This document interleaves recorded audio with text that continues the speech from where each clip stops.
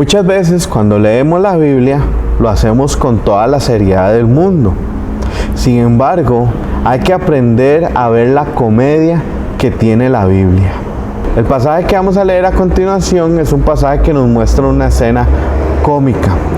Con esto no quiero decir que nos tiene que dar risa, sino que más bien tenemos que tener una imaginación y ver cómo podemos interpretar con claridad lo que estaba pasando.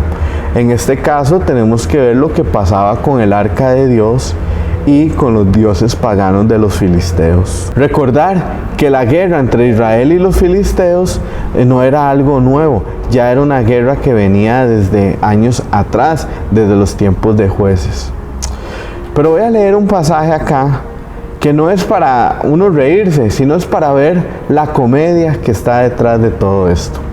Versículo 3 del capítulo 5 dice: al día siguiente, cuando los habitantes de Asdod se levantaron, vieron que la estatua de Dagón estaba tirada en el suelo, boca abajo, frente al arca del Señor. Así que la levantaron y la colocaron en su sitio.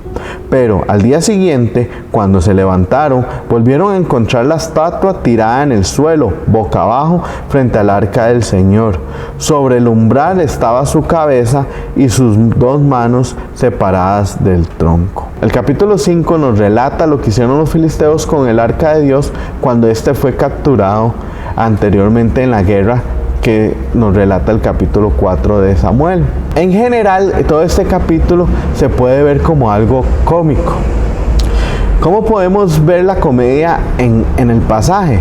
Bueno, primero que todo, si nos imaginamos esta primera escena, es algo que suena como absurdo. Estando el arca en el templo de Dagón, no podría pasar nada, porque no había a ninguna personas. Sin embargo, vemos que la escena representa que Dagón se cayó y estaba frente al arca. Lo juntan, lo vuelven a poner y al día siguiente pasa igual, pero este ya estaba quebrado. Entonces tocaban deshacerse de la estatua. Esto no es como para generar risa, pero sí tenemos que ver la comedia que está en esto. Estamos viendo algo que está pasando en cierto modo sobrenatural, pero que no se puede entender con claridad qué es lo que estaba pasando con el dios de Dagón. Y muchas veces estas comedias nos ayudan a entender que Dios también es un Dios cómico, que le gusta hacernos imaginar cosas. A pesar de que para este entonces había pasado una desgracia para el pueblo de Israel, Dios siempre estuvo con ellos. De esta manera, aunque los filisteos se llevaran el arca de Dios, Dios empezó a castigar a los filisteos. Esta comedia inicia con la estatua de Dios Dagón y termina con aquellas personas rechazando el arca para que no lo pudieran en su pueblo y así ser castigados por Dios.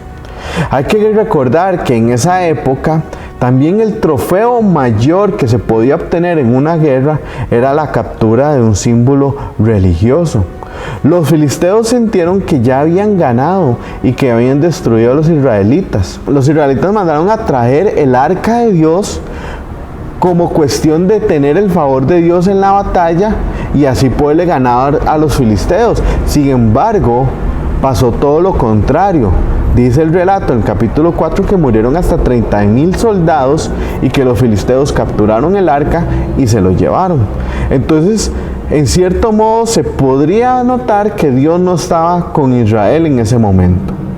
Pero más adelante, cuando esté expuesto en un templo pagano, Dios empieza a manifestarse de diversas maneras y empezó a generar tumores en el pueblo, empezó a poner la estatua de Dagón en el suelo y empezó a mostrar su poder cuando los filisteos creían que éste no tenía poder.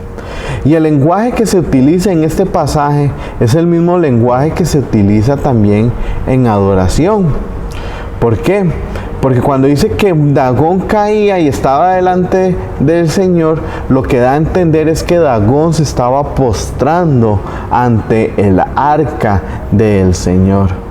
También lo que quiere decir es que Dios es el único Dios vivo y que ese Dios llamado Dagón era un ídolo, era una falsedad y que ese le respondía a Dios como tal, que ese mismo Dios adoraba al Dios, al verdadero Dios. También una cosa que nos tiene que dejar esta historia es que el arca de Dios no es manipulable. Los israelitas se llevaron el arca para que éste les diera la victoria y no fue así. Y los filisteos se llevaron el arca creyendo que éste no tenía poder y demostró lo contrario. Entonces acá podemos ver que Dios actúa como le parezca. Y podemos retomar las palabras de Elí cuando se le dijo sobre su castigo en el capítulo 3, versículo 18. Al final Dios es un Dios soberano y Él hace lo que le plazca. Y es un Dios que tiene el control de las situaciones. A Dios no lo podemos manipular como a veces creemos, con falsas promesas, con pactos que no tienen que ver en la Biblia. A Dios no se le manipula. Dios es un Dios que al final hace lo que Él le parece mejor.